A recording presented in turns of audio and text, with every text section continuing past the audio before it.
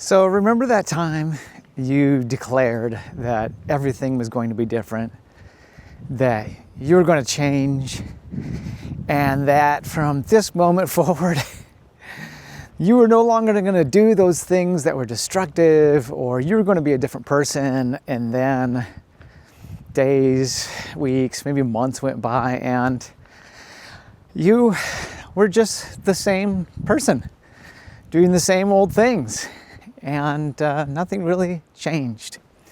I know I've been there. There's been many declarations that I've made that never came to pass. And so today I want to talk about that. So several years ago, I worked at a church, and there was a guy who went there, and he had a wife and kids, and every few months he would come down to the altar on a Sunday morning and make a very passionate public declaration that from that day forward, he was going to walk with the Lord. He was going to give up alcohol. He'd have his hands raised, tears streaming down his face. And within a couple of months, he was just back to his old ways, back to drinking, back to conflict in his family. And eventually, he just gave up and walked away. And that ended up in divorce, and actually one of his children walking away from the Lord as well, which happens. You know, families tend to follow the father. They tend to do that. That's a statistic, not my opinion. And I've seen lots of people over the years, including myself, make passionate declarations that change was going to happen. Maybe it wasn't as dramatic as the man who went to my church, but it might just be things like health, maybe a dramatic or a passionate declaration about health. I've seen those on Facebook. You know, people who, say something about, this year things are going to change. They're going to make changes in their health. They're going to get fit, or they're going to, lose weight or whatever, or habits. And, like a lot of people and like myself, that passionate declaration never really happened. Change never came. And so it got me to thinking about something James Clear says about habits. He says that goals, no, actually he says this about goals, not habits. He says goals, we don't rise to the level of our goals. We fall to the level of our systems. And so in his case, he's talking about setting up systems to help us achieve our goals. And it got me thinking about, life, our lives, and trying to make change, trying to be better people, trying to be healthier people, all those things. And some of the people that I know who have made some of the most passionate statements about change never really seem to change. And so I have put my own kind of spin on this, and I like to say that we don't rise to the level of our passion. We fall to the level of our discipline. And over the years, I've seen a lot of people, I've been a pastor for 30 years and been a life coach since 2018. And over the years, I've just seen so many people, passionate people, make passionate claims that just didn't happen, didn't change. They're the same person, still struggling with the same struggles, still going around the same merry-go-round, still, one failed relationship after another, or maybe they've just decided that their faith wasn't as sure as they thought it was. And the difference that I have seen in the lives of people who have walked and changed and growth and all those things, and people who just seem to stay the same year after year, is that discipline and that ability to just kind of like be disciplined about things, creating patterns and disciplines and doing the work in their lives. I've seen a lot of people walk away from the Lord over the years. A lot. And the only real difference between the ones that have stayed and the ones who have walked away is the ones that have stayed have been disciplined people of prayer and disciplined people of the Word. And so they're reading their Bibles daily or almost every day, and they're in prayer daily or almost every day. And that has been the single difference between the people who continue on in their walk with the Lord and continue to change and continue to grow, and the people who don't. There's an old saying, he who prays stays, and he who fasts lasts. And there's just so much truth to that. It's about the discipline. And so sometimes it's really just a matter of the discipline, of doing the things day in and day out. A passionate declaration without a plan in place that requires discipline to follow is just an empty claim, because anything that's important in life requires discipline to see it happen. Anything at all. So if, we're talking about our health, it requires discipline in our diet, discipline in exercise.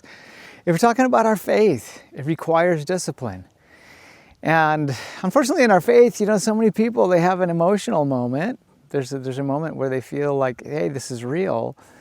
But without that discipline to read scripture, to be in prayer, then it just becomes a phase that they went through. And we don't want to see phases. We want to see change, life change, and great things happen in people's lives. Because it's not our big emotional moments that change us. It's our habits, it's our patterns, it's the things that we execute every day in a disciplined way. And so, like a passionate declaration without a plan, without discipline daily is just an empty claim. I mean, we wouldn't think that in our bodies, right? Like, we wouldn't just go, from now on, starting today, I'm going to be in good shape. I'm going to lose weight, without actually getting into the gym or changing our diet. That's kind of silly, but we do that with our lives, with some of the most important things. We do it with our marriages. From now on, I'm putting my wife first, but, we're not going to put a regular date night on the calendar. We're not going to put talks, meaningful time together, on our calendars. We just think things are going to get better because we felt a certain way at a certain time. And, at the end of the day, our feelings are just that. Our feelings can come and go because we're hungry. Our feelings can come and go because we're tired. And so it's not our feelings that bring the change. It's not our feelings that make the difference. At the end of the day, it's our discipline. It's the things that we do. It's our actions that we execute intentionally. And it's important that as we think about this, that we actually make our plans realistic. So sometimes out of that big emotion, we make a plan, and it's like, maybe if you're a Christian, you might be like, oh yeah, I'm going to read, 5 chapters of the Bible every day, or I'm going to spend an hour in prayer every day, and it's like, it's so not realistic. And when we can't meet that, we get discouraged, and eventually we give up. And I remember when I first started writing, I had a goal to write 1,000 words a day. I can't even tell you how many times I sat down, I was like, because I didn't have time to write 1,000 words, I just didn't write at all. And it wasn't until I made a realistic goal of just being like, I'm going to write 250 words a day. That's like a paragraph and a half. That takes 15 minutes to write. When I did that, I got more writing done in 6 months than I had gotten done in the previous 2 years. So think about that for just a second. And so if it's goals of health in our bodies, you know, instead of making it your goal because you're feeling passionate and you're feeling, you know, like you have this inspiration, like, and you're like, I'm gonna go to the gym every day, work out for an hour. Don't.